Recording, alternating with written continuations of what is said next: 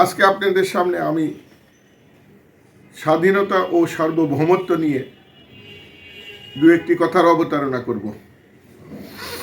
একটি জাতির স্বাধীনতা, স্বকীয়তা, স্বশাসন নির্ভর করে সেই জাতির ঐক্যের মাধ্যমে।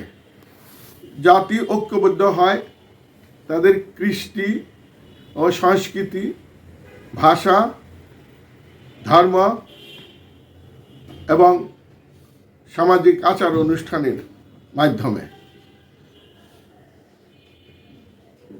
এগুলো হলো একটা জাতির একতাবদ্ধ হয়ে থাকার, দেশকে স্বাধীন ও সার্বভৌমত্ব রাখার চাবিকাঠি। আমাদের মধ্যে আমাদের শত্রুরা বিভাজন তৈরি করে আমাদের দেশ থেকে তাদের মতলব হাসিল করতে চায়।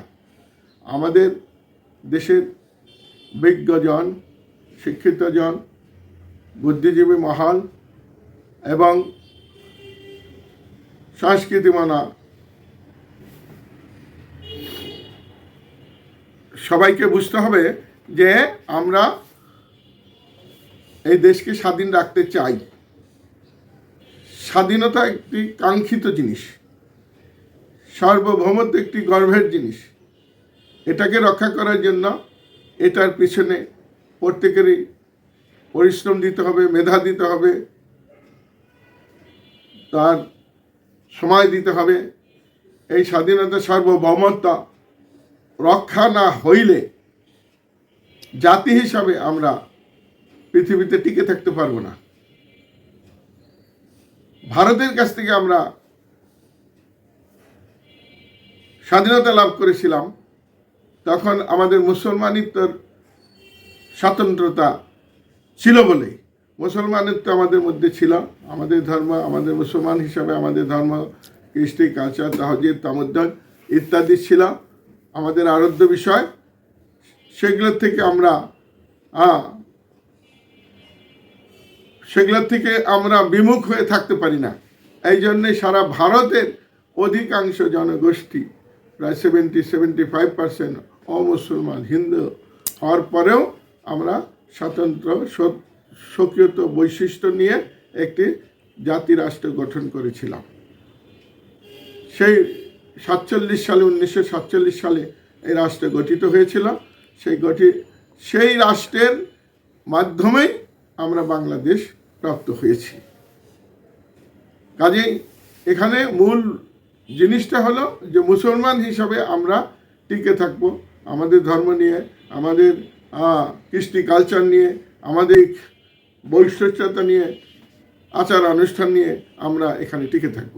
আমরা যদি এগুলো ভুলে যাই, যদি হিন্দুত্ববাদী কালচারের মধ্যে আমরা ঢুকে যাই বা পাশ্চাত্য কালচারের মধ্যে ঢুকে যাই, তাহলে ভারত আমাদেরকে অচিরেই দখল করে নিতে পারবে এবং আমেরিকা আমাদের কলোনি বানাতে পারবে। এখন এই দুই শক্তি, প্রতিবেশী ভারত শক্তি, হিন্দুস্তান শক্তি, আর বিশ্বের পরাশক্তি আমেরিকা এবং অন্যান্য যারা আছে, এই পরাশক্তির হাত থেকে, সবল থেকে বাঁচতে গেলে আমাদেরকে আমাদের সাংস্কৃতিক চর্চা বহাল কায়েম রাখতে, আমাদের শিক্ষা ব্যবস্থার মধ্যে পরিবর্তন আনতে হবে। পশ্চিমা শিক্ষা ব্যবস্থা সংস্কৃতি, ভারতীয় শিক্ষা ব্যবস্থা সংস্কৃতি আমাদের মানলে চলবে না। আমাদের নিজস্ব বৈশিষ্ট্যপূর্ণ জাতি গঠনমূলক এই ইসলামী শিক্ষা ব্যবস্থা আমাদের চালু করতে হবে। আমাদের ইসলামী শিক্ষা ব্যবস্থা চালু না হলে আমাদের ছেলেরা স্কুল, কলেজ, ইউনিভার্সিটির থেকে বের হয়ে তারা নাস্তিক হয়ে যায়, তারা পাশ্চাত্য সংস্কৃতিতে অভ্যস্ত হয়ে যায়, তারা হিন্দুয়ানি সংস্কৃতিতে অভ্যস্ত হয়ে যায়। ফলে দেশের স্বাধীনতার ব্যাপারে তারা উদাসীন হয়ে পড়ে। আর এটাই হলো স্বাধীনতা হারাবার লক্ষণ। এই সুযোগটাই বাজ পাখির মতো পরাশক্তিগুলা লক্ষ্য করে। যখনই আমরা আমাদের বৈশিষ্ট্য হারিয়ে ফেলব, তারা তাদের আদর্শ আমাদের উপরে চাপিয়ে দিয়ে এদেশের স্বাধীনতা সার্বভৌমত্ব নিয়ে যাবে। যেমন এখন ভারত তার আশেপাশের দেশগুলোকে তাদের সংস্কৃতিতে অভ্যস্ত করে একে একে যুক্ত করে নিচ্ছে। কাশ্মীর 370 দ্বারা বাতিল করে কাশ্মীরের সার্বভৌমত্ব নষ্ট করে, এখন স্বায়ত্তশাসন নষ্ট করে ভারতের মধ্যে বিলীন করে দিয়েছে। এরকম ভুটানকেও বিলীন করে দিয়েছে। ভুটানের সাথে প্রতিরক্ষা চুক্তি করে ভুটানকে একটা অঙ্গরাজ্য বানিয়েছে।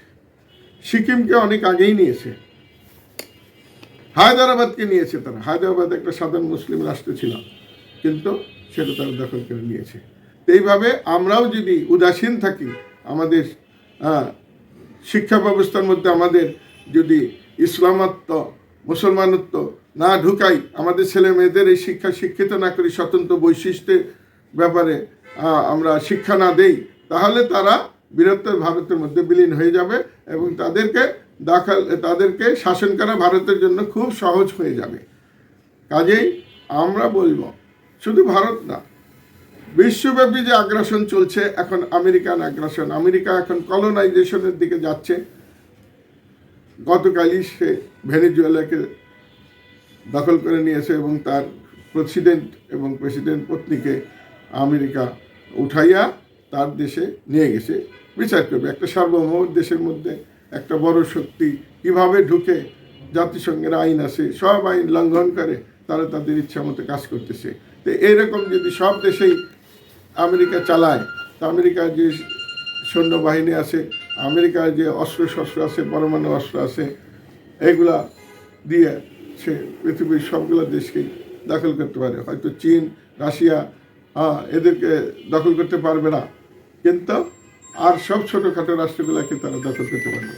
এখন এইখান থেকে বাঁচার জন্য আমাদেরকে আমাদের নিজস্বভাবে চলার নিজস্ব পথ বের করতে হবে। আমাদের চিন্তাবিদদের, আমাদের বুদ্ধিজীবীদের, আমাদের শিক্ষিত জনগোষ্ঠীকে এগুলো ভাবতে হবে যে কিভাবে দেশের স্বাধীনতা রক্ষা করা যায়। তারা মনে করতেছে যে আমেরিকার অঙ্গরাজ্য হইয়া যদি আমরা বসবাস করতে পারি, শান্তিতে বসবাস করব। ভারতের অঙ্গরাষ্ট্র হইয়া যদি বসবাস করি, আমরা শান্তিতে বসবাস করব। মোটেই না।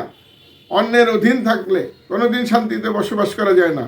আমাদের অর্থনীতি তারা পঙ্গু করে দেবে, আমাদেরকে শোষণ করবে।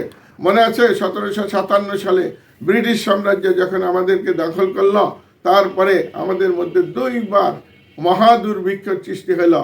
1350 সালের আকাল, আমাদের 1876-এর মন্বন্তর, এই সমস্ত দুর্ভিক্ষের মাধ্যমে বাংলাদেশের কোটি কোটি লোক নিহত হয়ে গেছে, মারা গেছে।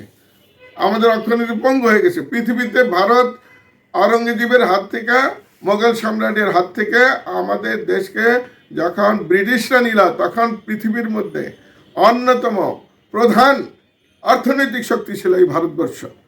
কিন্তু ইংরেজরা নেওয়ার পরে এই 50-100 বছরের মধ্যে পৃথিবীর ইতিহাস থেকে ভারতের নাম নিশানা মুছে গেল।